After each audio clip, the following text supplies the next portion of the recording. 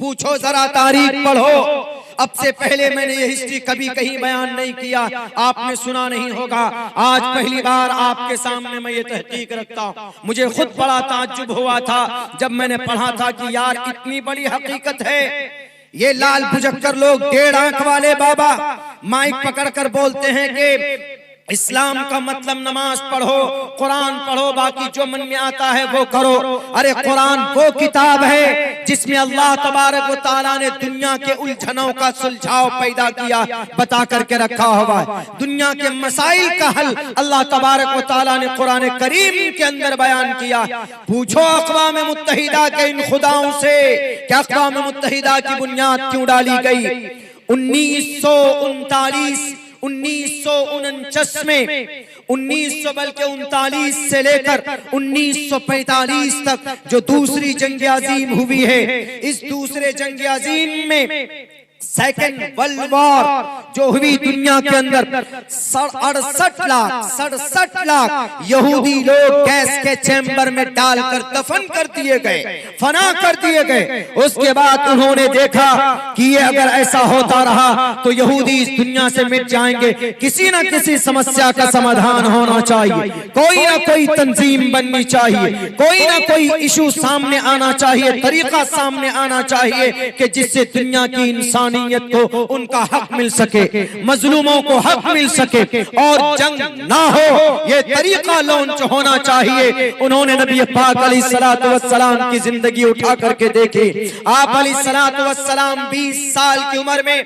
आपने एक ऐसी तंजीम बनाई थी जिसको देखकर यहूदियों ने और क्रिश्चियनों ने अपने इस अक़वाम मुत्तहिदा की बुनियाद डाली। कहीं और से नहीं लिया है, ये कहीं और से नहीं अक़वाम मुत्तहिदा को प्रेरणा लेकर उसको बनाया गया। सिर्फ इस्लाम के प्लेटफॉर्म को पढ़कर यहूदी जितना कुरान पर रिसर्च करते हैं और जुडाइज्म जितने कुरान करीम के ऊपर गौर करते हैं, चूंकि हमसे ज्यादा, आपसे ज्यादा अगर उनका दिमाग और उनकी रिसर्च और उनको यकीन अगर किसी चीज पर है तो अल्लाह के इस कुरान करीम के ऊपर। मैंने रात भी बयान किया था कि कुरान में साइंस भी है, कुरान में डॉक्टरेट भी है, कुरान में एकेडमिक क्वालिफिकेशन भी है। अगर कुछ लोग एतराज करते हैं कि कुरान सिर्फ तिलावत की किताब है, कुरान सिर्फ बरकत हासिल करने की किताब है, कुरान सिर्फ शिफा की किताब है, कुरान करीम तिलावत करके हाफिज बन के हम सिर्फ जन्नत के हकदार बन सकते हैं, और लोग इल्जाम लगाएंगे फिर कि कुरान तुम्हारी मजहबी किताब है, कुरान में मॉडर्नाइजेशन नहीं, कुरान में डॉक्टरेट नहीं, कुरान में साइंस नहीं। तो मेरे भाइयों ये गलतफहमी है। कुरान तमाम दुनिया के मसाइल का हल अपने अंदर रखता। वो डॉक्टर, बड़े बड़े प्रोफेसर, उन्होंने जब तहकीक की तो उन्होंने कहा कि ये जो सेकंड वर्ल्ड वॉर, इसमें तकरीबन 67 या 68 लाख लोग गैस के चैम्बर में डालकर फना कर दिए गए, उन्हें मार दिया गया। अब ऐसा नहीं होना चाहिए, ये झगड़ा खत्म होना चाहिए, कोई सुप्रीम कोर्ट बनना चाहिए। उन्होंने नाम चुना, 50 लोग उस वक्त शरीक हुए, 50 मुल्क के लोग। बिल आखिर 24 जून 1945 को ये दूसरी जंग अजीम रुक जाती। वहीं पर बैठकर ये सारे यहूदी एक तंजीम बनाते हैं, उसी तंजीम को क्लियर किया जाता है, उस तंजीम को फाइनल स्टेबल किया जाता है, उसको वजूद में लाया जाता है। 24 अक्टूबर 1945 को अक़वाम मुत्तहिदा की बुनियाद डाली जाती और अक़वाम मुत्तहिदा का बेसिक उनके बुनियादी क्या अगराज हैं, क्या मकासद हैं। बेसिक मकसद ये है कि इंसानों को उनका इंसाफ मिले, मजलूमों को उनका हक मिले और इस जमीन पर जंग ना हो। जिन पर जुल्म हो रहा है उनके खिलाफ उनके पीछे खड़े होकर उनको उनका इंसाफ दिलाया जा सके। ये 3-4 अगराज व मकासद अक़वाम मुत्तहिदा के। ये चीज कहां से हासिल की? ये चीज उन्होंने हासिल की नबी पाक अलैहिस्सलातु वस्सलाम की जिंदगी से। आपकी नबुव्वत की जिंदगी नहीं, मोहम्मद रसूलुल्लाह की जिंदगी में एक ऐसी तंजीम थी, शायद हमें और आपको ना मालूम हो। 20 साल की उम्र मोहम्मद रसूलुल्लाह की थी। आपकी उम्र 20 साल है। आप नबी नहीं हैं, आप रसूल नहीं हैं। आप अलैहिस्सलाम 20 साल की उम्र में थे। उस वक्त एक ज़बीद नाम का एक शख्स आता, एक मक्का के एक ताजिर आस बिन वाइल से तिजारत करता है। तिजारत में जो मुनाफा होता है वो आस बिन वाइल अपने पास रख लेता है, उनके हक को जब्त कर लेता है। ज़बीद के हक को वो बेचारे पागल के तरह लोगों के पास जाता है, मुझे मेरा इंसाफ तो इंसाफ मिलना चाहिए। सब लोग मुंह मोड़ लेते। फिर आखिर वो इंसान फिर उस पहाड़ी पर जाता है जिस पहाड़ी पर कोई मजलूम ही पहुंचता था आवाज लगाने के लिए। उस पहाड़ी पर आवाज देना, उस पहाड़ी से गोया किसी के ऊपर जुल्म ज़्यादती हुई। जबले बुक़ैस में खड़े होकर वो ऐलान कर रहा था कि कोई माए कलाल नहीं है जो मुझे इंसाफ दिला सके आस बिन वाइल से। क्या इस धरती के ऊपर कोई इंसाफ परस्त नहीं है जो मुझे इंसाफ दिला सके? तो अल्लाह के नबी अलैहिस्सलाम खड़े हुए। आपने तमाम कुरैश के, तमाम मक्का के रुअसा को जमा करके कहा कि लोगों, ये मजलूम है, इसको इंसाफ दिलाना हमारी जिम्मेदारी है। आपने एक तंजीम बनाई।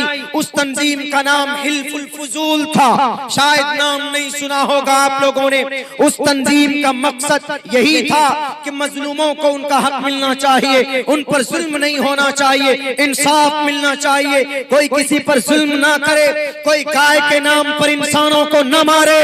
अगर यहाँ अतीक अगर मुजरिम है उमेश पाल का, तो पकड़ो, उनको जेल में डालो, उनको सुप्रीम कोर्ट से फांसी का ऑर्डर दिलवाओ। लेकिन अगर इंसाफ परस्त हो, अगर तुम्हारा ज़मीर जिंदा है, अगर तुम दलाल नहीं बने हो, तो अभी उसी जमाने में राजस्थान के अंदर मोहम्मद जुनैद, मोहम्मद नासिर जो 12 बच्चे की परवरिश करता था, उसको मारकर गाड़ी में डालकर पेट्रोल डालकर जला दिया गया। उनके मुजरिम के घर तक तुमने एक ईंट तक नहीं उठा कर ला सके, उनके मुजरिम, उनके कातिल के घर से। और उमेश पाल के मुजरिमीन को जो शक के दायरे में जो मुजरिम भी नहीं है, उनके घरों को बुलडोज किया है, कभी ईश्वर तुमको माफ नहीं करेगा। ये दोहरी पॉलिसी के खिलाफ हमारे नबी खड़े हुए थे। इस्लाम में इसकी परमिशन नहीं है। अल्लाह के नबी अलैहिस्सलातु वस्सलाम ने जब जब फैसले किए, अल्लाह के नबी ने कहा कि अगर फातिमा भी चोरी करती मैं उसका भी हाथ काट लेता। ये इस्लाम का पैगाम है। इस्लाम में अदालत है, सदाकत है, बेईमानी नहीं है, चापलूसी नहीं है। अगर किसी को जानवरों के नाम पर मारा जाता है, इस देश के तमाम लोगों को खड़े होकर इंसाफ की बात करनी चाहिए। उन जालिमों की पुष्टपनाही नहीं होनी चाहिए। बहरकैफ तो उस शख्स ने कहा, अल्लाह के नबी ने कहा उस आदमी से कि तुम फिक्र मत करो, मैं तुम्हारे साथ खड़ा। आपने वो तंजीम बनाई और आपने ज़बीद को इंसाफ दिलाया। ज़बीद कामयाब हुआ इंसाफ लेने पर। और जब अल्लाह के नबी उसका मिंबर बने रहे, 20 साल से लेकर नबूवत तक उसका मिंबर बने रहे। और जब नबूवत दी गई, जब आप अपनी मेंबरशिप ले रहे थे, चूंकि अब नबी बन गए, किसी तंजीम में रहना मुनासिब नहीं है, तो आप अलैहिस्सलातु वस्सलाम ने यूं कहा कि ऐ लोगों, मैं हिल्फुल फुजूल इस तंजीम से इसलिए मैं अलग हो रहा हूं चूंकि अल्लाह ने मुझे नबी बनाया, वरना मुझे ये तंजीम इतना पसंद था, इतना पसंद था कि अगर मुझे कोई सुर्ख ऊंट भी ला कर देता, यूं कहता कि मोहम्मद आप इस तंजीम से अलग हो जाइए, मैं फिर भी उनके इस ऑफर को नहीं मानता। मैं इस तंजीम में रहकर इंसाफ की बात करता। इसी पैटर्न को देखकर अक़वाम मुत्तहिदा की बुनियाद डाली गई। इसी पैटर्न को देखकर अक़वाम मुत्तहिदा को रजिस्ट्रेशन किया गया। 24 अक्टूबर 1945 में दूसरी अजीम जंग के बाद, ताकि किसी और के ऊपर हत्या ना हो, किसी और के ऊपर जुल्म ज़्यादती ना हो। अभी इस वक्त 185 मुल्क उसके मिंबर बने बैठे हैं और यहूदी उसका चेयरमैन है। कहां से लिया? कुरान से लिया, अल्लाह के नबी की जिंदगी से उठा करके वो लिया। और लोग खामखा चल पड़े, नहीं जनाब ये तो 1450 साल पुरानी किताब हो गई है, ये दुनिया के समस्या का समाधान नहीं कर सकती। आज के मॉडर्न जमाने में अक़वाम मुत्तहिदा यूनाइटेड नेशन इस वक्त सबसे बड़ी ताकत है, उसकी बुनियाद भी अगर डाली गई तो मोहम्मद रसूलुल्लाह की जिंदगी को देखकर। लोग बोलते हैं कि मोहम्मद की जिंदगी ओल्ड है, अरे ओल्ड नहीं है, ना मोहम्मद की जिंदगी ओल्ड है, ना इस्लाम धर्म ओल्ड है। मजहब इस्लाम पुराना मजहब है ना। दलील कहां से? कुरान से। कुरान में कहा गया दीन क़य्यिम, दीन क़य्यिम इसको कहा गया, क़य्यिम दीन क़य्यिम यानी मजबूत दीन। और ये जो दीन है ये अल्लाह के तरफ से है, किसी और के तरफ से नहीं है। क्योंकि जमीन पर हर बच्चा जब पैदा होता है तो वहां अल्लाह से वादा करता है कि अल्लाह आप हमारे अल्लाह हैं, आप हमारे गॉड हैं, आप हमारे लॉर्ड हैं। कैसे? दुनिया के जितने भी इंसान पैदा होंगे to the day of judgement, कयामत तक वादा करते हुए। अल्लाह ने एक जलसा किया था इसी तरीके का आलम अरवाह में, और वहां पर कहा था अलस्तु बिरब्बिकुम, क्या मैं तुम्हारा रब नहीं हूं? सारे रूहों से जितने भी हैं ना, ये लोकेश मुनि जी इनकी भी आत्मा थी वहां पे। हमारे भारत के लाल मुजक्कर साहब हरिद्वार के वो 1.5 आंख वाले बाबा वो भी थे जिन्होंने कुरान पर नमाज के उस पे एतराज किया। मैंने इसके ऊपर काफी सारी बातें आ चुकी है, वीडियोस यूट्यूब के ऊपर अवेलेबल भी। तो क्या कहा? उनकी भी आत्मा थी, उन्होंने भी कहा कि अल्लाह कालू जमा है, कालू फेले माजी, काला काला कालू, सबने कहा, एक ने नहीं। वो अब्दुल्ला सालिम की रूह और आत्मा नहीं थी। कालू बहुवचनम, संस्कृत में एकवचनम, द्विवचनम, बहुवचनम। बहुवचनम जो 3 से अधिक हो, बहुवचनम। बहुवचनम कालू वला why not, you are my lord, आप हमारे खुदा। अब बच्चा मां के पेट से निकला, वहां अगर अजान की आवाज सुनाई दे तो बच्चा फिर क्या बनता? माँ बाप का जो कल्चर होता उसी कल्चर में बच्चा ढलता चला जाता। लेकिन अगर वहां घंटी सुनाई दे मंदिर की, हनुमान चालीसा पढ़ा जा रहा हो, जय हनुमान ज्ञान गुण सागर, जय कपीसते हो लोक उजागर, रामदूत अतुलित बलदामा, तो फिर बच्चा भजन पढ़ने लगता है। और अगर वहां पर कोई किसी क्रिश्चियन के घर पे हो या किसी और जुडाइज्म के घर पे अगर पैदा हो, जन्म हो, तो उसी एतबार से उनका कॉन्सेप्ट बदलता चला जाता है।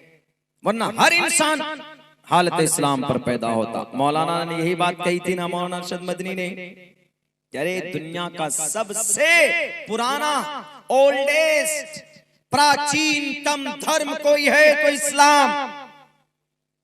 हमारा मानना है, क्या हमारे हिंदू भाई आदम को अपने फोरफादर नहीं मानते? मानते हैं, वो भी मानते हैं कि हम एक माँ बाप के संतान हैं, लेकिन जमाने में डिफरेंसेस है। इस्लाम में आदम का जमाना 10,000 साल पहले, हिंदू भाइयों में आदम का जमाना 46 लाख साल पहले, and this is quite different. लेकिन वो भी मानते, हम भी मानते। जो नहीं मानेगा मारकर उनको उनके कान में एक थप्पड़ मारो, उसके बाद उनको ये मंत्र पढ़कर बताओ, ओम और हवियावती विष्णु के गीली मिट्टी से पैदा हुए, प्रधान नगर में उन दोनों को रखा गया, कली सांप के शक्ल में आया, सांप कली की शक्ल, कली सांप की शक्ल में आकर उन दोनों ओम और हवियावती दोनों ठग लिए गए, प्रधान नगर से दुनिया में उन दोनों को भेज दिया गया। हजरत आदम की क्या तारीख है? यही तारीख है कि नहीं है? यही तारीख है कि अल्लाह तबारक व तआला ने अपने हाथों से खलक़तु बियदैया, मैंने मेरे हाथ से तुमको पैदा किया। खलक़तनी मिन नारिन व खलक़तहु मिन तीन। शैतान जब मुबासा कर रहा था कि मुझे आपने बनाया आग से, आदम को बनाया मिट्टी से। मिन सलसालिन कल फखार, खनखनाती हुई बजती हुई मिट्टी से बनाया आदम को। ओम और हवियावती विष्णु के गीली मिट्टी से पैदा हुए। विष्णु मीन्स अल्लाह, विष्णु मीन्स रब्बुल आलमीन, और रब्बुल आलमीन का रियल नाम, ये सिफाती नाम है अल्लाह का, रब्बुल आलमीन। रियल नाम, असल नाम अल्लाह तबारक व तआला का अल्लाह है। अल्लाह तबारक व तआला का उनका जो सिफाती नाम है वो विष्णु है, यानी रब्बुल आलमीन है।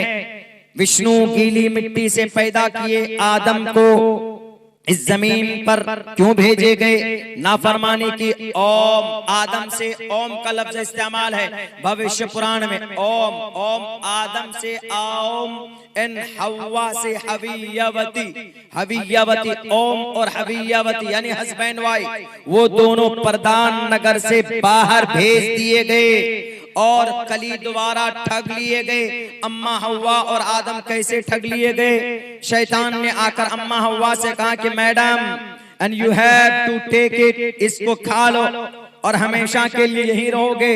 उन्होंने कहा कि नहीं, अल्लाह ने मना किया है, अल्लाह ने मना किया। शैतान बड़ा दिमागदार, पढ़ा लिखा, इंटेलिजेंट पर्सन, जैसे आजकल के नेता लोग बड़े चालाक होते, लड़ाते रहते हम लोगों को, फिर जेल में डलवा देते।